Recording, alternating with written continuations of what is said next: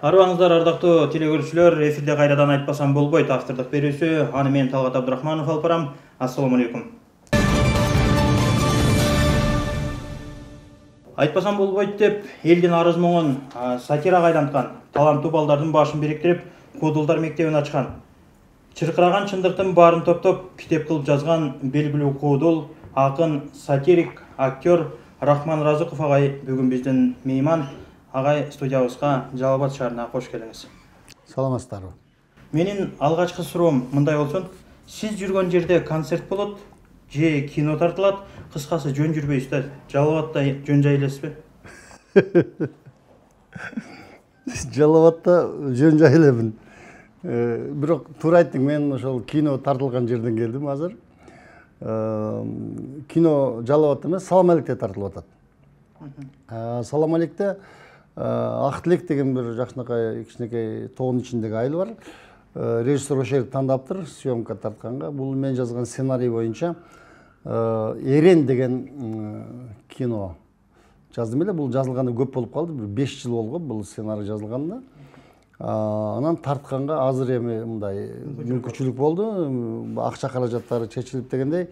Ахматали Болушев кайрымдуулук фонду каржылап бул кинону тартып баштадык. Кино бүгүнкү чоң бир маселе балдар ичиндеги, мектеп балдарынын ичиндеги жанагы өмүрүнө кол салуу, өзүнө өзү суицид боюнча. Бул жылдан жылга көбөйүп кетип бараткан бир маселе болуп атат да. Кайсы жыл жазылды эле бул сценарий? 5 жыл болгон бул сценарий жазылганда. Анан бул тартканга ушул убакыт болбой сценарийди жанагы кандай десем, кино тартыш билесиңер силер, телевидение ачкандар билет да бул кандай азап экенин. Анан ошол эми тартылып, актерлор тандалып алынып, бул кинону баштадык. Кино негизинен мектеп окуучулары ойнойт. Бир класс, бүтүрүүчү класстын ушу жанагы бүгүнкү мындай психологиялык акыбал, эмнеге бул кадамга балдар барып атат да? Анын себеби эмнеде? Ушуну мен ачып бергенге аракет кылганмын. Бул ошол теңсиздиктер, ушул жанагы бүгүнкү жашоого кабылган үй бүлөлөрдүн жарымы Россияга кетип, апасы кетип, атасы менен бала жалгыз бала калган. Анан жанагы мектептен окуучулары бирөө сабакты билбейт, бирөө көтөрүп жүргөн телефону 25 000 сомдук. Ошол эле жерде отличник окуган бала 1000 сомдук телефон көтөрүп жүрсө, ал бала мындай кичинерээк тигиденчи. Демек, байлык менен бул азыр бул балдарга таасир берет азырчы. Ушулар анан кийин ушул мамилелер эмнеден куралып атат, анан үйдөгү жанагындай жокчулуктун айынан ушунун бардыгы ушу кинодо чагылдырылып берилет да. Эмне үчүн бул кадам? Бул кинодо мен жазган сценарий боюнча мектептин эң алдыңкы окуган баласы суицидке барат да. Мен бу жерде эмнени айтайын дегенмин? Мектептин мугалимдери буга күнөөлүү эмес. Алар мектепте окутуп, баланы ошончо деңгээлге жеткизишти да. Бизде ушундай бир суицид болсо эле, ким күнөөлүү? Мектептин директору күнөөлүү, класс жетекчиси күнөөлүү, тарбия завучу күнөөлүү, ушулар караган жок, ушулар сактап калбады деп эле түшүнүк кат жаздырып эле жүрөбүз да.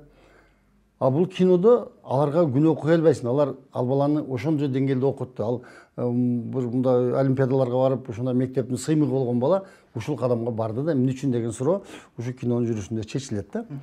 Кинонун тартылып бүтүү мөөнөтүн качан кабылдыңыздар? Качан элдин назарына сунушталат кино? Эми бул 1 ай 1 жарым айга эсептеп атабыз. Азыр мына кече 2-3 күн болуп калды башталганда. Анан мен Өзгөн районунун райондук билим берүү башкармачылыгына, акимге, кыска ушу жетекчилерге ыраазычылык билдирип коеюн, мындай немеден пайдаланып, себеби ар тараптуу колдоо көрсөтүшүп, кандай болсо жардам берелик. Бул чоң маселе экен. Бул бүтүндөй чоң бир коомдогу эч ким карабай жаткан маселени көтөрүп чыгыпсыз. Буга биз жардам берелик деп жардам берип атышат да. Бул ушу бир сентябрдан баштап менимче эфирге көрсөтүүгө чыгып калат.